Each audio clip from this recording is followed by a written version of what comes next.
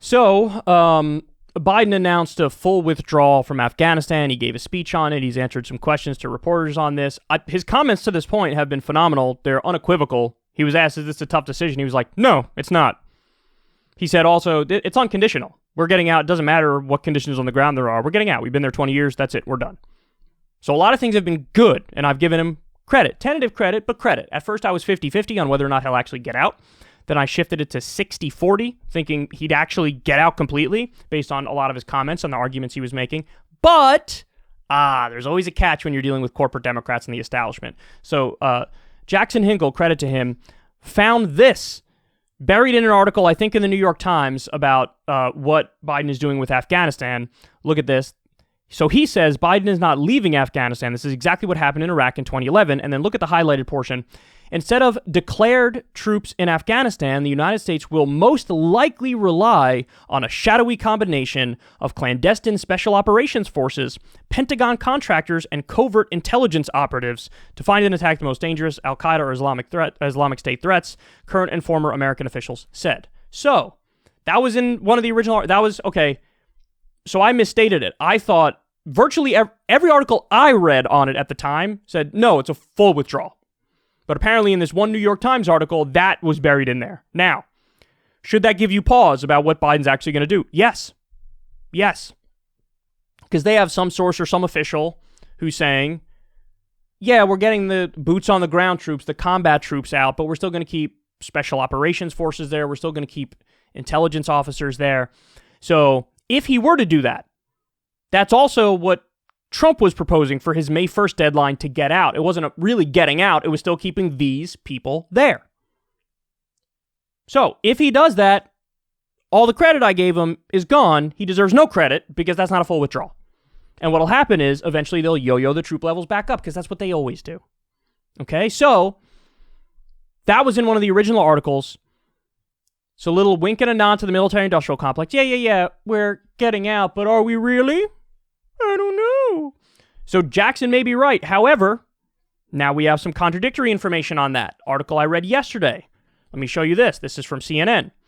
Afghanistan withdrawal will likely dismantle a CIA intelligence network built up over 20 years.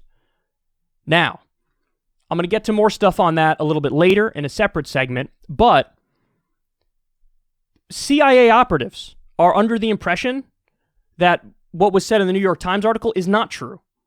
Because they are desperately trying to make the case to the media, reaching out to all of their little puppets in mainstream media, and warn, hey, don't do it, don't do the withdrawal, don't take us out.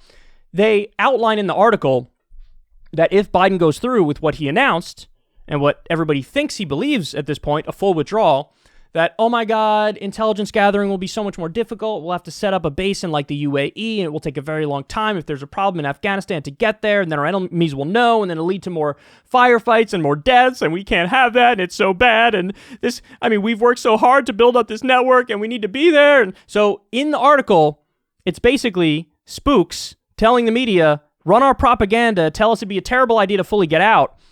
And again, that tells me they are under the impression, no, Biden is going to get us all out. All out. So now we have contradictory information. Some people on the record are saying, oh, the thing Jackson showed, oh, we're going to keep some special ops people there, some intelligence people there. But according to the intelligence people, they're afraid they're going to be told, you got to get out too. And the other thing is they say we rely heavily on the protection from the actual troops, the boots on the ground. Like we rely on them to allow us to operate there.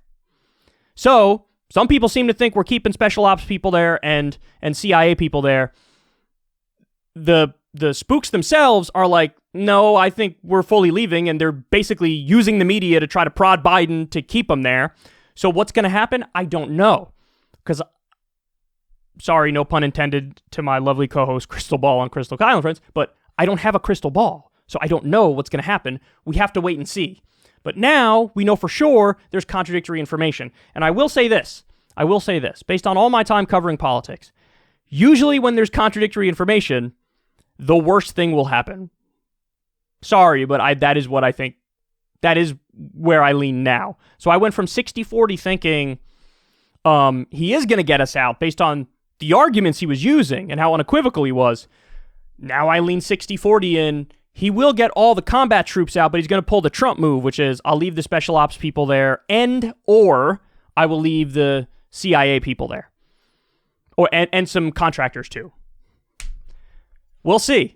But I think the most likely scenario at this point, based on the evidence I've seen, everything I've seen, is he will get all of the actual boots on the ground combat troops out, but he's going to leave, like I said, CIA people, some contractors, some special ops people on the ground, but he will also go around acting like he did a full withdrawal of everybody and campaign on that and act like he did the thing that everybody wants, even though he didn't really.